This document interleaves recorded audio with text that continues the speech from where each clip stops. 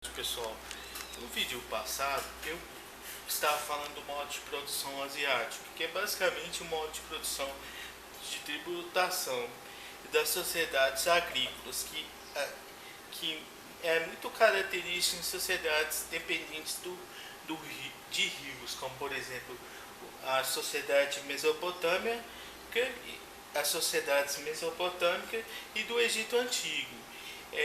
Temos também no caso da China e muitas outras civilizações que se basearam e se formaram nas beiras dos rios, dependente da água para a questão da produção de alimentos esses que eram requisitados parte para o Estado, que a terra era estatal e era um modo de produção de tributação, ou seja, os servos eram obrigados a dar em parte da produção ao rei, ao faraó, ao patosi e algo similar ocorre inclusive na América, nas civilizações incas, maias e astecas, que se basearam no modo de tributação e tinham características similares também aos modos de produção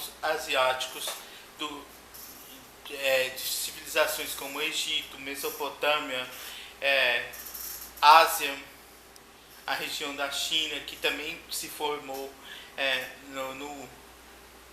nas margens do chamado Rio Amarelo, que é a parte inicial da China, e tinha a questão da tributação, ou seja, o rei solicitava parte da produção como forma de pagamento de impostos. Isso é o modo de produção asiático. Todavia, não pode-se dizer que sociedades como Roma, as cidades-estados gregas, se pautavam pelo mesmo modo de produção. Eles eram baseados no militarismo, dependente da mão de obra escrava, que era constituída através da guerra, e também havia a escravidão por dívida, ou seja, a pessoa ficava endividada e não podia pagar. Aí então a solução encontrada era que eles fossem escravizados para poder pagar. Todavia, o escravo no mundo antigo é diferente do escravo do mundo moderno. O escravo no mundo moderno denotava a escravidão por raça. No mundo antigo havia escravos brancos, negros, amarelos, independente da cor. Eram apenas ou pessoas que se endividavam e não davam conta de pagar, ou também prisioneiros de guerra, como por exemplo Roma Antiga, no caso por exemplo dos Espartacos, um escravo que se revoltou contra o Império e foi morto, há quem diga por um processo de crucificação.